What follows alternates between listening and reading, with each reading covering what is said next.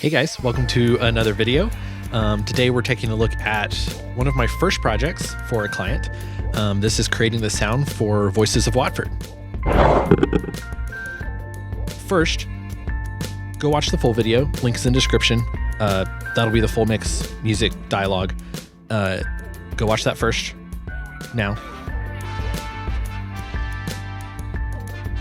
Okay. So this is going to be just the sound design, no dialogue or music, to be able to kind of hear how all the sounds lay in.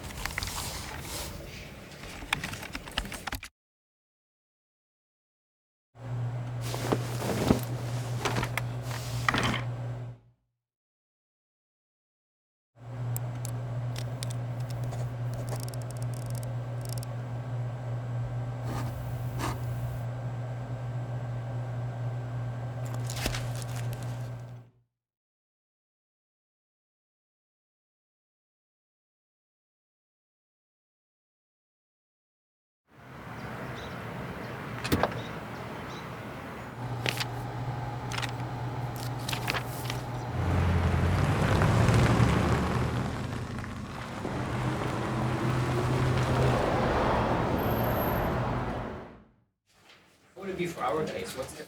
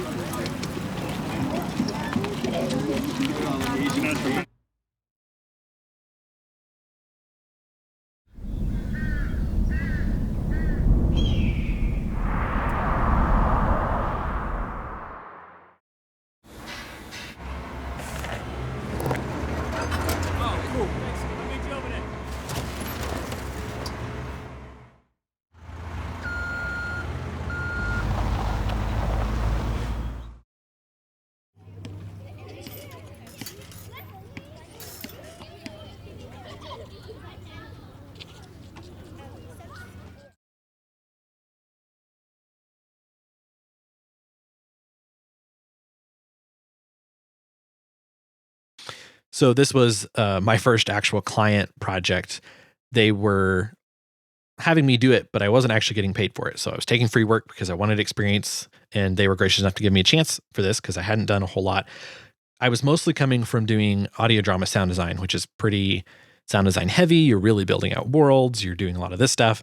So coming to this project with talking with the client, trying to understand what their needs were, they wanted a more pulled back. We had some references, some videos. So I was watching those, and they were more subtle, a lot more subtle with their sound, just kind of a little bed underneath, a lot of crossed over, blending together, which you can kind of hear when you're watching the sound effects. Sound effects bleed into the next scene, the next shot, just to kind of create bed in layer of sound underneath that's not super in your face. Most of everything just kind of sits quietly, all kind of at one level in the background, not punchy, not in your face at all. So that was definitely different for me in a growing in trying to learn different styles and genres of videos, but it was a really fun challenge and I was pretty happy with how it came out. So let's dive in here. All right. So for this session, kind of have the music up here. Then we've got the dialogue, and then Foley, and then some sound effects and backgrounds, and then some of the buses and stuff down here. So for the dialogue, this is one of my first projects again. So I don't have hardly anything on the dialogue. I have a little bit of EQ on some of these up here, lots of subtractive EQ. And then on their bus down here, got maximizer, compressor, and then a slight EQ boost. One of the problems we got to solve on this one was, so for one scene, they're talking to the guy in the car, interviewing him in the car as he's driving, and the microphone broke or whatever. So we only had in-camera microphones, which aren't great. So tried to do some cleanup in the EQ for that to make it sound the best as possible. So here's the original. A lot of the growth was from workers coming to the area to work in the oil field. Very male-dominated population at that time. And then here's kind of after some EQ and a little bit of cleanup. A lot of the growth was from workers coming to the area to work in the oil field. Very male-dominated population at that time. So it still doesn't sound great, but you have a little bit more presence in the voice there. It's a little bit more cleaned up, so that it can sit in with the music and everything there. So moving on to Foley, I did end up recording a little bit. Didn't think I was going to be able to record anything. So most of everything is cut in. I was having trouble finding keyboard and mouse Foley in my library, and I didn't necessarily want to spend the money on another one. So I made a little setup, and you can actually see I recorded a little video then when I was doing it. Hey guys, so I'm working on a doing sound for a promotional project, and I was debating whether to do Foley or not, and I'd been thinking, I was planning to, but then I kind of ran out of time to set up my usual setup. I don't have my studio built yet, so I was cutting in like the footsteps and stuff, which isn't my preference, but that involves a bigger setup. But I did have some stuff with some office things, so I had like a notebook, a pen, a mouse, and a keyboard that I could record, and I just did a little setup. I have these DIY sound panels that a friend had made, and kind of put those at a V in the back there, covered it up using a sound blanket for the gap back here to kind of plug that up. And I was trying to get it set up to record straight into the computer, but I was having some issues with that, so I just recorded onto SD card, and then I'll pop that in.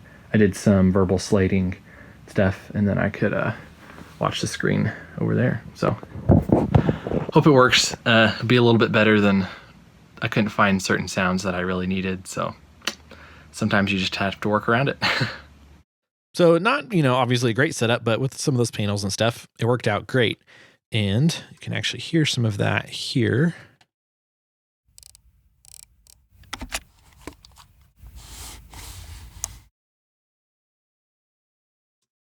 So it's pretty simple, but it just adds that extra layer in as you're going through and kind of helps bring it to life and connect with the people on the screen. So you can hear some of that here.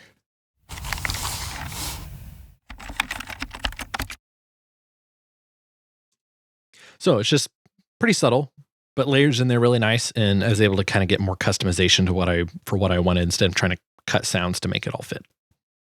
So for the sound effects here, this is one of my kind of favorite parts. I just like how all these layers of sounds came together to create this bike scene.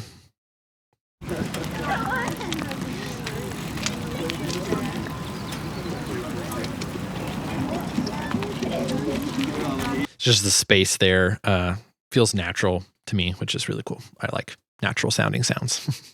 So one of the other aspects when sound design is sometimes you have a scene or section like this where with the edit, maybe they jump cut and it looks fine, but whenever you go to do sound design, it can be a little tricky. And I remember having some trouble trying to nail down how to best do this because it jumps them walking to the car to them with the doors already open. And I was like, well, you don't see them open the door, but I ended up putting in a door open and I think it worked well.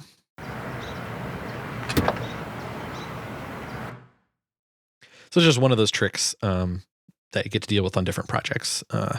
Takes a little bit of problem solving, troubleshooting. That one's honestly pretty simple, but this was early on and I was like, I'm not sure what the best thing is to do. And just took a little bit of trying and worked out. And then you can see this, all these layers of backgrounds, which with this project was background heavy, just to create kind of the ambience and bed underneath the dialogue and music, to bring all that to life there. So lessons from this video: don't be afraid to take free work. I tend to always want to I have to get paid or I have to do this because then that means I'm a professional. And it's like, well, but you have to get experience to be able to get paid for it and provide that value. So don't be afraid to do that. And I've done quite a bit of free work and low paying work just to gain that experience and knowledge and get you another project under the belt, and you can provide even more value to the next client. So feel free to like and subscribe if you want to keep coming along this sound journey. It's fun to look back at these old projects and learn something from past me. And hopefully I can apply these lessons to the next one. Keep listening. That was a weird ending.